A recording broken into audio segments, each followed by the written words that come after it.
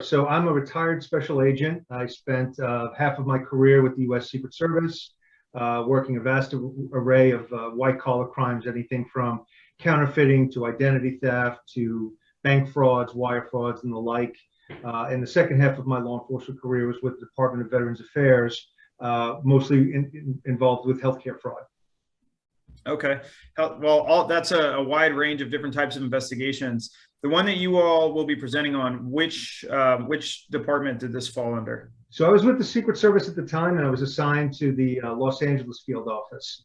So that's when it was actually a duty call, when we rotate through duty transactions, and we get inundated with calls, and it's really hard to triage which ones are worth looking at, which ones aren't. But when you hear the stories of some of the victims of this perpetrator, it really hit home, and it was something that we needed to look at. Okay, and we'll get into a little bit more of the perpetrator specifically with Mary Lynn here in a minute. So Mary Lynn, you all obviously, as we just said, you're co-presenting. Can you give the group a little bit of background as to your work experience as well? Let's see. Clinically, I've been treating and diagnosing patients for about 20 years. And then I am always expanding my scope and getting new specialties. And I'm particularly interested in aberrant psychology. And that's what this subject matter falls under, antisocial personality and so forth. So in that process, even in my normal workday, I've been involved in numerous lawsuits. I am an expert on the stand. I have some of these individuals court ordered into treatment with me. And I also have uncovered myself a very immense fraud scheme that was going on, and went through the reporting and whistleblowing cycle and all that. So I'm kind of familiar on many different levels, and excited to have John to present with, because even though we might come from two different lanes, we still kind of approach it the same way, with the understanding of mapping behavior and how it all makes sense. And that's what we're hoping to do, clarify for those that are interviewing and have that difficult task, the specifics. Yeah. Well, unfortunately, I wish we had, for every interview that we ever had to plan for, we had a clinical psychologist to assist us in that behavioral mapping.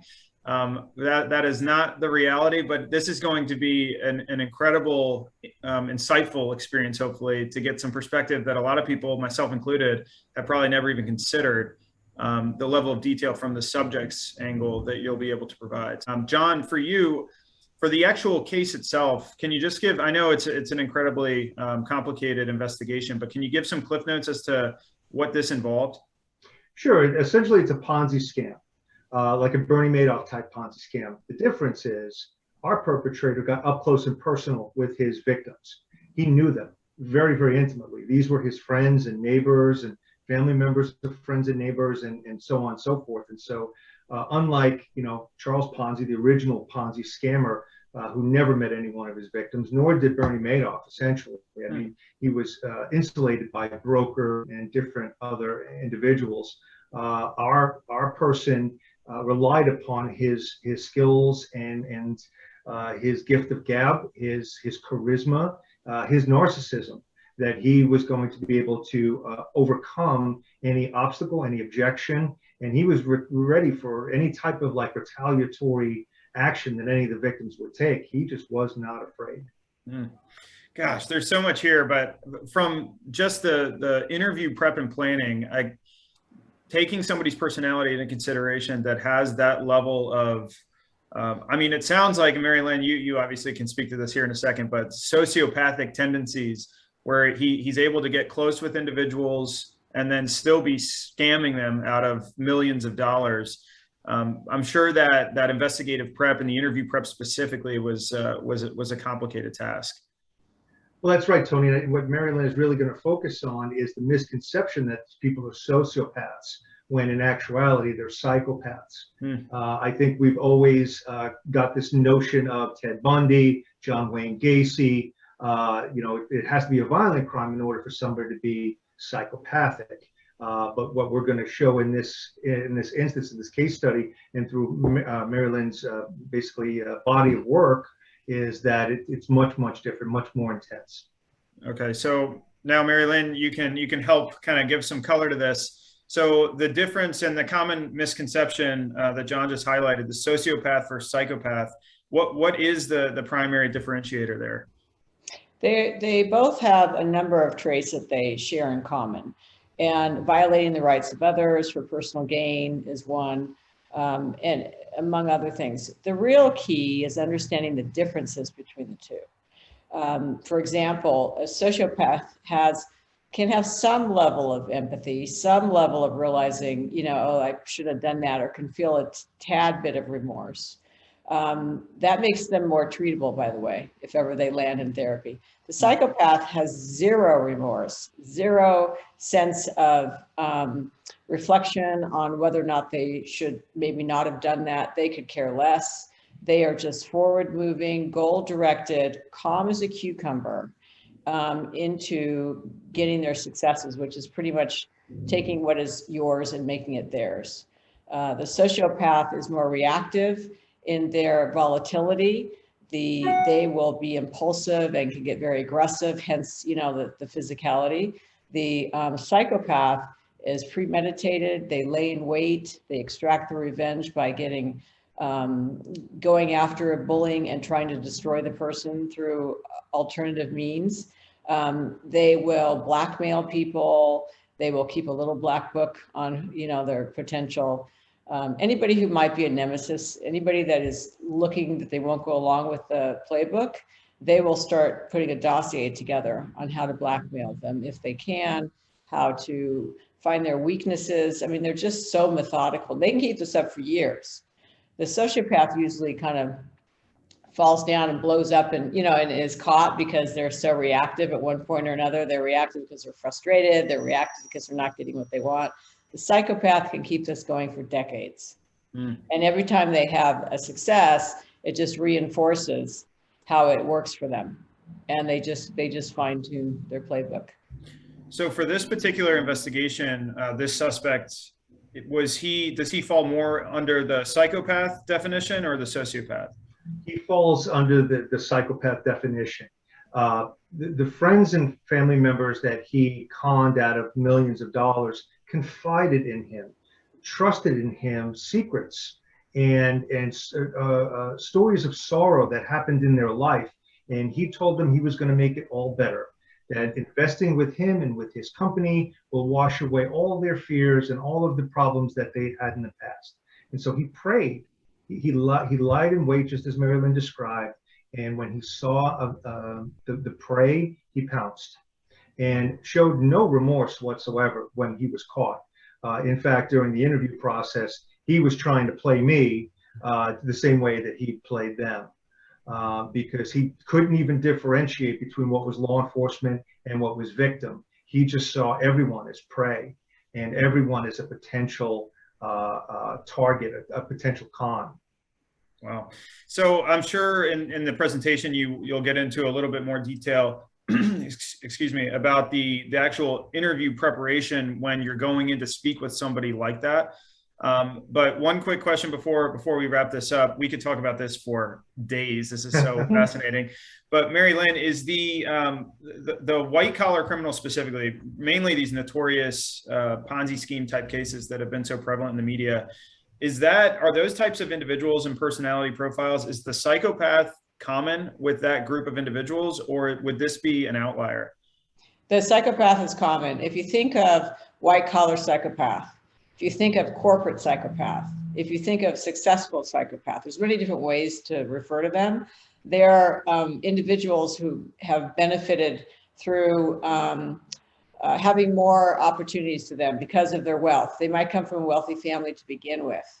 They're not raised as a sociopath is oftentimes raised by a violent family and has adapted to those traits. The psychopath is not. They can be very sophisticated. They enjoy the spoils of money and all the comforts that come with it. So in the corporate boardroom, it's very common if there's aberrant behavior that it's a psychopath. It's not going to be a sociopath. A sociopath can't work their way up that channel without falling down already, being exposed, And So, I mean, even, we won't go into it here, but one of the cases we might highlight is a current in the news, a giant political figure who has just fallen flat on his face. And if I'm going to do a case study on him, he absolutely is the poster boy for the white collar psychopath. And everybody knows who he is, but I'll wait and see if we're going to, here's a teaser, wait and see if we're going to talk about him in our presentation. Okay. Yeah. Pretty. It's just so interesting, and it's not something that even somebody who I've spent my career in this industry, you don't hear much conversation about the white collar psychopath. So when you're thinking about strategizing and planning out the actual approach, and warn people out there. So when it comes to, I always associated with child molesters, right? When they get out of prison under Megan's law.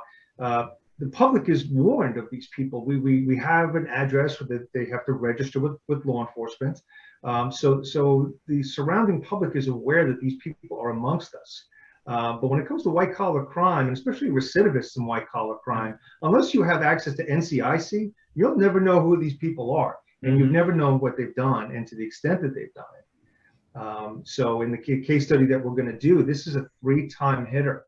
And since he's been out of prison, I've really lost track of him. We could be on number 4 as we speak. So recidivism rates, I'm guessing, are high with this population of people if given access to more resources. Very high. And it's interesting because, as we mentioned, they just keep honing their skill and craft. But because they're affluent and they have, plenty of monetary spoils and in a big bank book, they get these great defense attorneys that other people don't get afforded. They know how to structure deals where they don't even plead guilty. They just pay a settlement. That happens a lot because they refer to it as a non-violent crime, even though the impact on the victims is incredibly violent. If you have your whole life savings ripped out from underneath you and all the different things, it's very destructive. So they get a pass. And that's also what fosters their ability to just reinvent themselves and do it over and over again, because there isn't any great, punishment for them. And there's some hospital systems in the US that really emphasize all the fraud they do in, lining their pockets, and they just call it a fraud tax. They don't worry about it. As soon as it goes public, they just pay to get it off the books, and then they just keep doing it. That's why healthcare fraud is such a massive problem in this country. Wow. Yeah. I mean, again, we'll have to wrap it up, but I have so many more questions now, because you start thinking about white collar crime, and most people think private sector with white collar crime, but you've got all of these white collar offenses also within the military. So I'm sure there are active duty, high ranking military officials that meet this exact same bill, that, the way that those people are caught and handled, I'm sure there's a lot of problems associated with that as well. But yeah, and one thing I think is interesting on that point is that these individuals, have this personality hardwired into their persona. This is not something that develops when they're 20 or 30. This is something that has been going on and breeding in them and forming.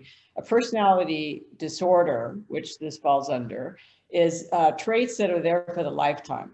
They're not changing, and so what you have is this personality disorder self-selecting into certain industries, self-selecting into the military, self-selecting into even being a cop, self-selecting into being a politician, self-selecting into, running a hospital and all that. So that, I think, is a little surprising to some people. So yes, those personalities are out there and they're very well disguised, but they're definitely going to be on the books for a long time.